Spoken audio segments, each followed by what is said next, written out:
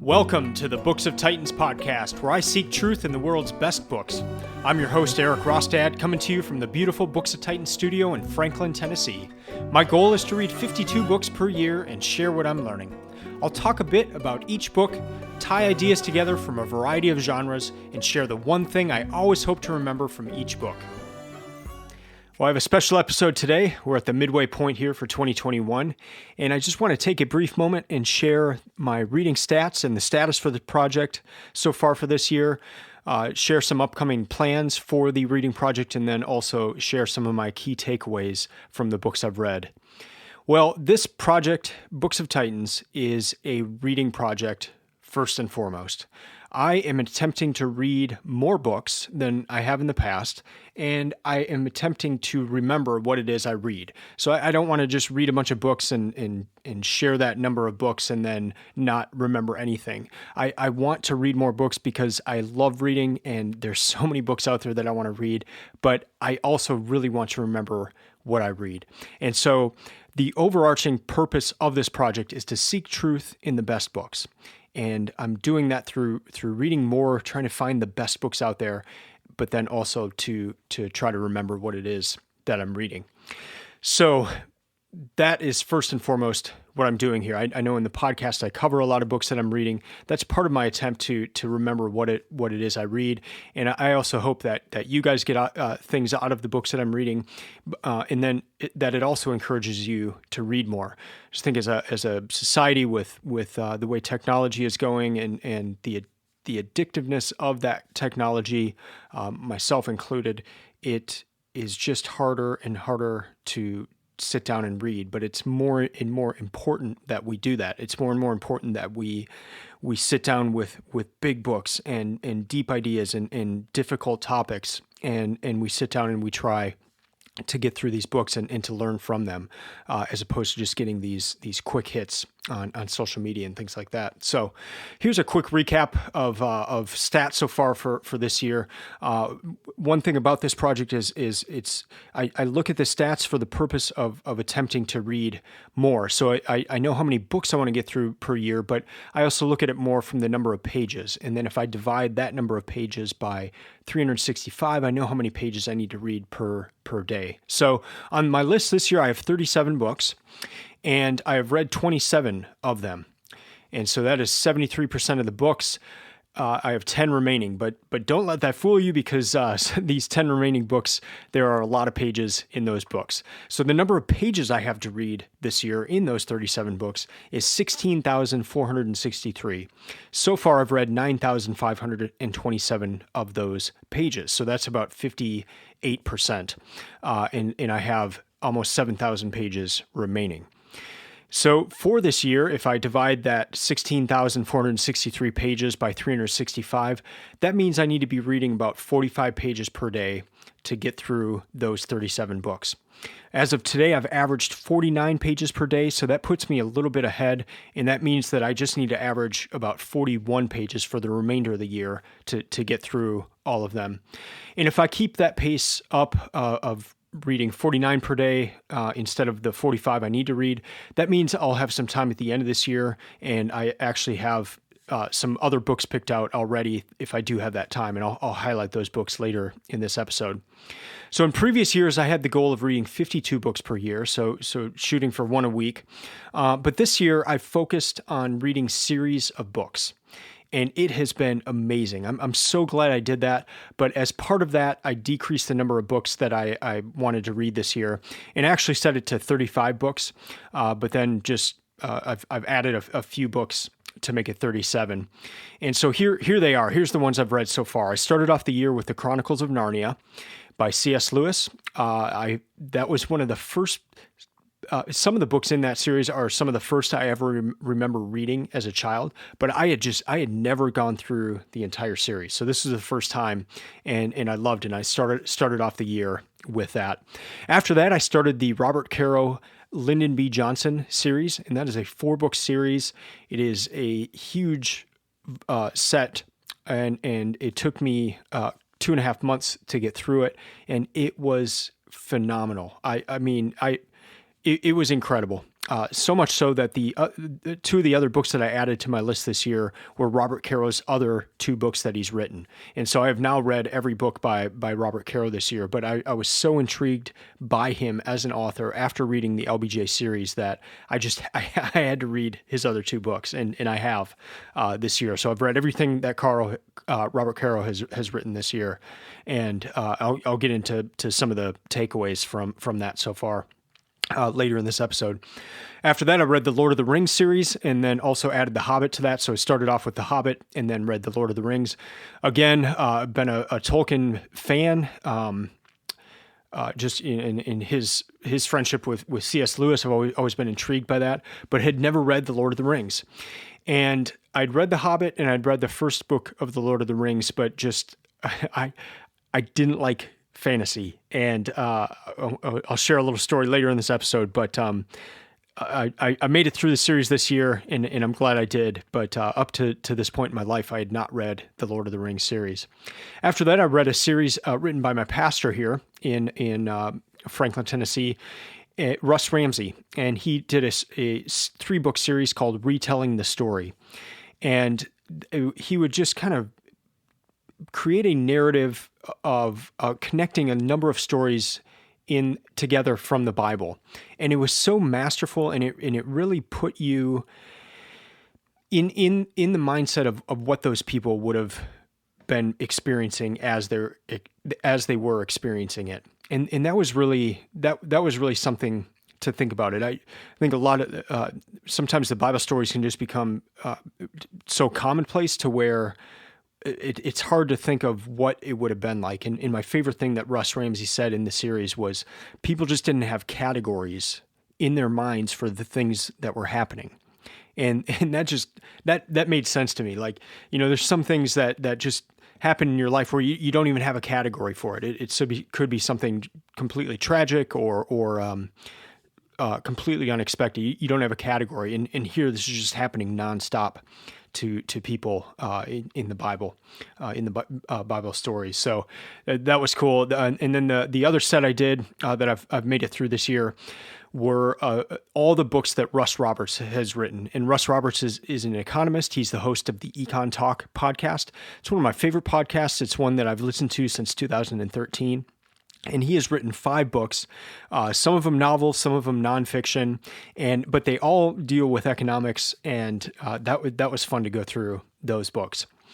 I also added a few books, and there was one book that I took off my list that was supposed to be finished this year, and it won't be. So that opened up 3 spots on my list from where I went from 35 books to 37.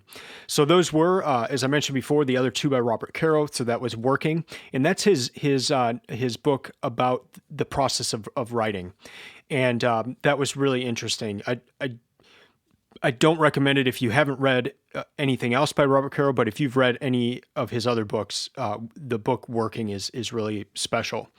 And then I recently finished The Power Broker by Robert Caro, which is his first book, and that is about Robert Moses, a developer, builder in New York City who had pretty much absolute power for 44 years, more power than the governor of New York, more power than the mayor. And that book is an exploration of that power, how he got it, how he kept it, and it was amazing.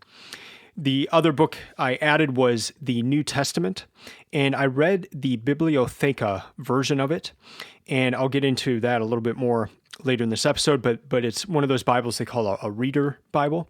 And so there's no verse references, there's no chapter references. It looks like a normal novel that you would pick up. And it's really just meant for you to read through it. And I found that a good experience. It doesn't look like an encyclopedia. It looks like a book you can just read, and it really impacts how you read it. And then the book I just finished was The Idea of Israel in Second Temple Jerusalem by Dr. Jason A. Staples.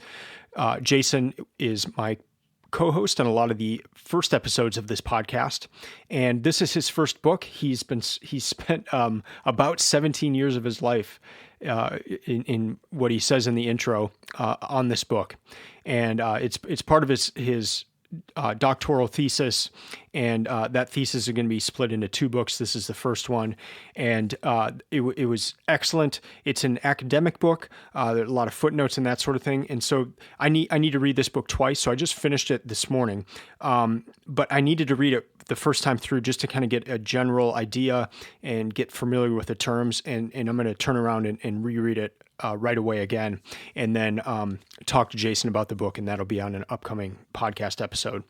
So the series I have remaining for this year are the Civil War series by Shelby Foote. It's called The Civil War, A Narrative. That's a 3-book series, and I live like a mile from a major Civil War battlefield, and I don't know very much about the Civil War, so I'm looking forward to that one. And then I'm closing out the year with Harry Potter, the 7 books of the Harry Potter series. So those are the 10 books I still have remaining. If I do finish early, I plan to read some other books. I have some in mind, and those are these. The first one is Lost in Thought, The Hidden Pleasures of an Intellectual Life by Zena Hitz. And she is a professor at St. John's College. St. John's College is one that they emphasize reading through the great books. And I just thought this would be an interesting book. After that, I keep seeing Atomic Habits by James Clear come up. And any book like that on productivity tips or anything, sometimes if I just get one idea from those books, it can really make a big impact in how I work. And so I just want to give that one a shot. I'm a little weary on these newer books that are so popular, but this one just keeps coming up and people keep saying it's had a huge impact on them. Next one is The Second Mountain by David Brooks. I've read some of David Brooks. He's a New York Times columnist. I read some of his books in the early 2000s, and then just kind of didn't read anything by him for a while. And I just heard him on a podcast episode with the Trinity Forum, and it was an incredible speech and just kind of got me back interested in Brooks. And I've also heard The Second Mountain book referenced a lot by a lot of different people. So I want to check that one out and give it a try. 2 other ones, if I make it this far, I picked up a book of novels by Jules Verne, and I thought those would be kind of fun to go through. And then the other one is the book Hamilton by Ron Chernow. I believe he's the author. But I heard somebody talking about Hamilton recently, and I just realized I don't know anything about his life, and thought it'd be fun to do that. So those are the books I have coming up, the books I've read, and these ones at the end here are not part of a series, but the focus this year and the theme of this year really is books that are part of series. And they take a while, they're big, they're long, but they are really fun, and I just love being engrossed in a topic or a series for a month or months at a time. And so it's really been a joy, and I'm glad I did that and put that as the focus this year. Just one other quick thing before we get into segment 2. I have started spending more time with a bookstore here in Franklin, Tennessee, Landmark Booksellers, and I've been doing their website development for the last couple of years, but I'm just starting to work more and more with them on different things, and that's been a lot of fun. And so if you're ever in the Franklin area, please stop by at Landmark Booksellers. It's right on Main Street, right in a historic downtown Franklin, where there's a major Civil War battle, but it looks like you've stepped back 50, 100 years ago in time, and it's just everything's 2 stories on Main Street, and it's just this quaint, nice town, and the bookstore's right there on Main Street.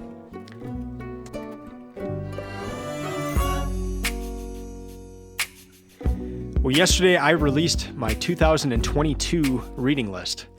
I know it's July. I know there's 5 months left in this year, but I've been thinking about this list, and I do that. I think about what I want to read the next year. I think about that the full year before.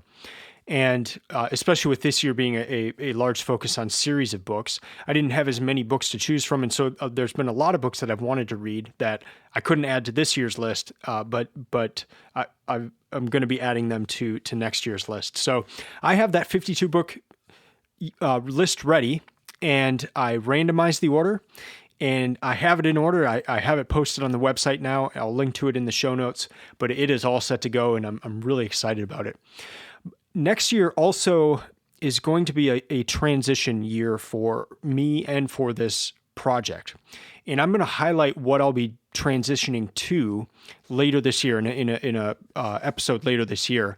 But I'm basically going to be splitting the project to where what I've been doing, I will be calling phase 1, and phase 1 will continue towards the end of next year.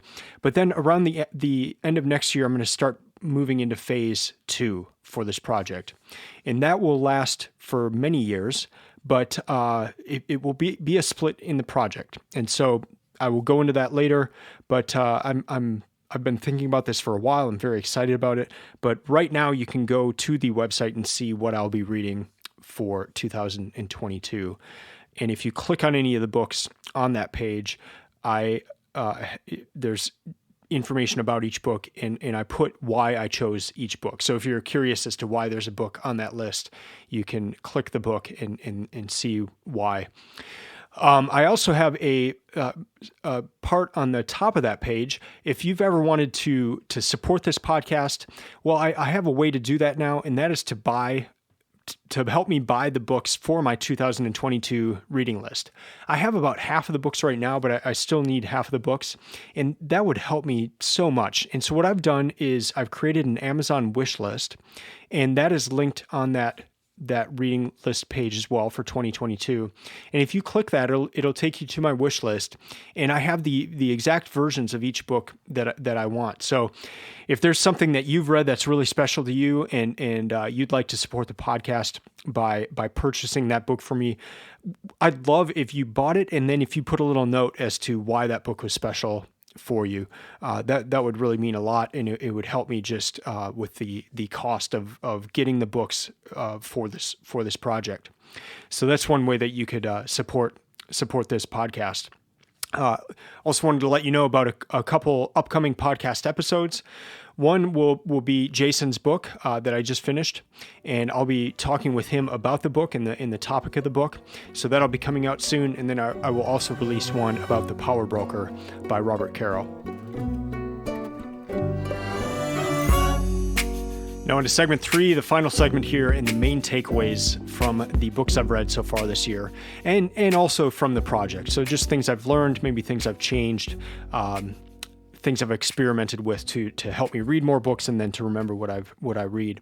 And here's the first one, and I highlighted this in the episode about the Lord of the Rings. But when I started reading that, as I mentioned before, I've always had a hard time with fantasy, and so going into it, I really wanted to give it a try. I wanted to read through all 4 of those books, the Hobbit, and then the 3 books in the Lord of the Rings, and I was just going to push my way through it this time.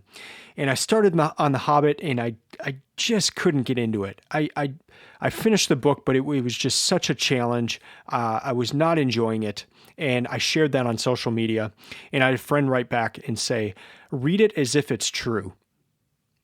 And so I started doing that on the first Lord of the Rings book, and it changed everything. I think the reason why is when I'm reading fantasy books or science fiction, my mind just thinks, why am I reading this? Or like, why is this important? Why should I care? This is a made-up world. These are made-up people. Why even care about this? And when I have that attitude, I find that I don't take it seriously, and I don't engage as much with the book. And so my friend making that suggestion of treat it as if it's true, read it as if it's true, it changed everything, because I started looking at the characters as real people or real characters. Especially with the Lord of the Rings, there was these huge maps that would fold out in the back of the book. I would open those up before I started reading and just follow along as if this were a map of a real place. And so I went all in, and I loved reading that series. And I wouldn't, if I had still had that mindset, if I treated it as if it was not true, if I had read it as if it was not true. So that was a very helpful mental trick for me to get through books that perhaps I may not be as interested in, or it's not my style, just that slight shift in how I approached it was a big eye-opener for me, and I think it'll open up a lot of new books and new genres of books that perhaps I just couldn't get into before. So that was for the Lord of the Rings. The Robert Caro series have obviously had a huge impact on me this year as well. Just the LBJ series is incredible. I mean, the thing that blows me away the most about it is it contains 4 books. And so going into it, I would have assumed that the majority of those books were about his presidency. And it's not until you get to like midway through the final book that you're actually reading about when Lyndon B. Johnson is president. And that is mostly only when JFK has been assassinated. So he has not even been elected yet. It's just kind of that 1 year of his presidency before he gets elected in 1964. But you're reading 3.5 books about his time prior to being president. And it's just incredible. But Robert Caro in general just does a masterful job of studying these men who had tremendous power. And it causes you to look at power in a different way. Maybe not in the way that you're used to. And just seeing a live example of somebody seeking after power, and not just seeking and if they don't get it, they just kind of move on. But like what I started to call the perpetual pursuit of power, just this constant and just driving, like everything about these men, whether it was LBJ or Robert Moses, like just pining after this power with everything in them. And just the study of that is intense. It's immense. It's incredible to see this. And the way Robert Caro writes about it, you're not bored at all reading these huge volumes about these people. So I've really appreciated that about Robert Caro, just the study of power and the different aspects of it. But then also to seeing Robert Caro's depth in how he researches and how he writes about his subjects.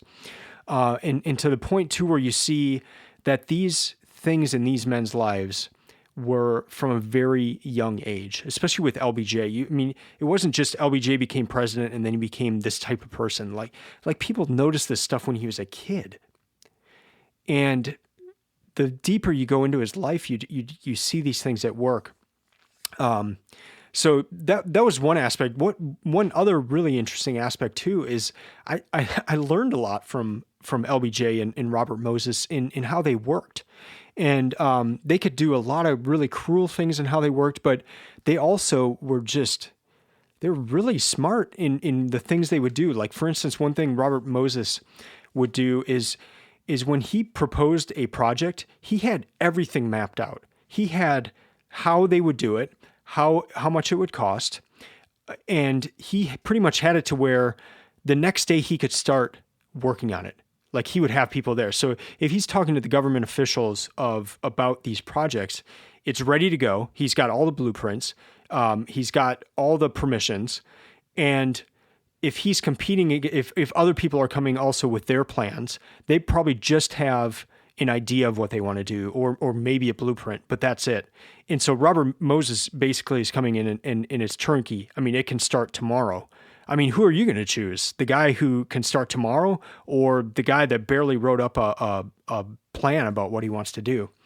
I just started thinking of that too. Like even today, I quoted for a job for a website. I do website development and online consulting, and I'm working with this other partner on a project, and we were talking today on what can we do for our proposal here that sets us apart. Like, what can we already have in play?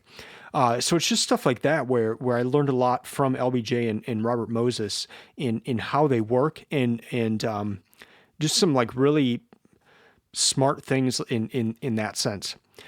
Another big takeaway from this year was that version of the New Testament that I read, and it was the Bibliotheca version. And I think the thing that struck me, I have a Bible from my great grandfather. I have a Bible from when I was in high school, and then I have this Bibliotheca version.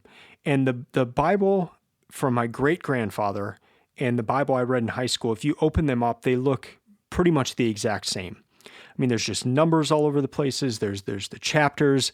There's references to different verses of the Bible, and then each page contains 2 columns of text. Very thin paper, very easy to tear, and that Bible for my great-grandfather and mine looked the exact same, and pretty much every Bible has looked like that for the last 100, 200 years. Bibliotheca, this gentleman, Adam, comes along 2014, and he does a Kickstarter. He wants to raise $37,000.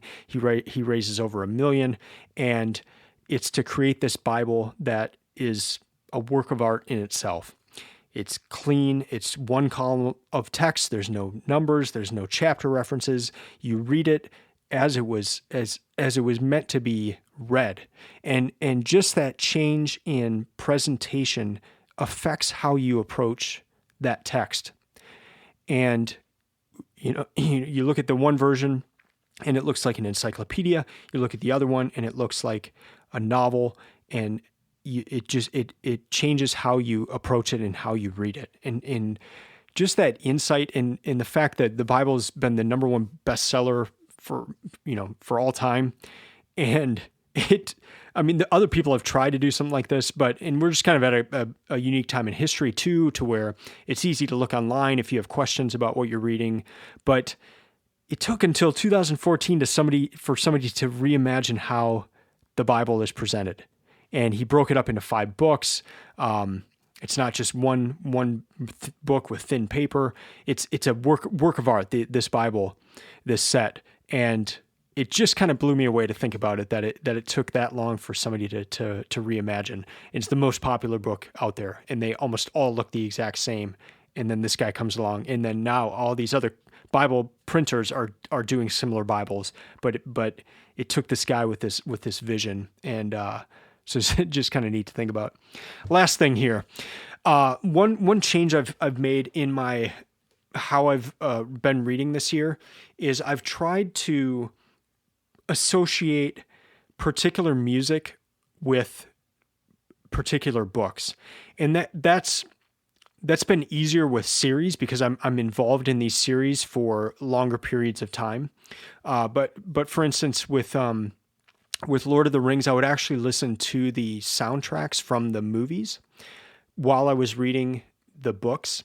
I would also just listen to other kind of music that I thought fit the genre of the book, and it was interesting because now when I listen to that music, it brings back the memories from that book, and I just like that thought of tying a book or especially a series to a set of music. And just kind of, the music's low in the background, but it's in there, and I like that connection because I think it helps me to focus while I'm reading. It kind of gets me in the mood of that book. My next series of books is that Civil War series. I already have some music picked out.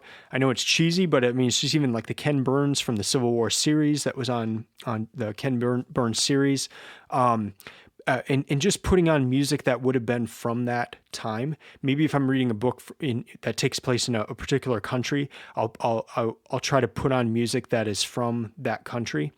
And then just like with Lord of the Rings, I would always have the maps out and was referencing the maps while I was reading. I bought like a big map of all the Civil War battles. I'm going to have that out while I'm reading the book about the Civil War. So it's just like the more I can get into that world mentally, and music helps me do that, the more that I can have the maps and different things there. Like I said, I live near a Civil War battlefield. I'm planning to do the tours of that battlefield and the tours of the different hospitals during the Civil War and all that. I'm planning to do some of those tours as I'm reading the book. So just to really get engrossed and not just it be the book that I'm interacting with on my chair, but to almost make it 3D of making it a part of my life in different ways as well. So that's one thing I've changed of just really trying to tie the music, tie other things to the books. But it's been good so far, and I'm going to keep experimenting with that. So if you listen to other episodes, you know that this project really is an experimentation. I'm trying to find out the best ways of remembering what I read and reading more books. So that music thing is just something I've discovered this year of really helping with the books that I'm reading. So that's going to do it for this episode. Thank you for listening. I will be back in a couple weeks with another book from this project, from this year's reading list. And I would love to hear from you. If you have discovered tools that have helped you read better, to read more, or to remember what you read, please email me at eric@booksoftitans.com. You can also support the project by buying a book that I need for my 2022 reading list. And you can follow Books of Titans on Instagram or Twitter at Books of Titans. The website is also stock full of resources to help you find the best books and create your own reading list. Till I come back in a couple weeks, keep reading, keep learning, and keep listening. I'm out.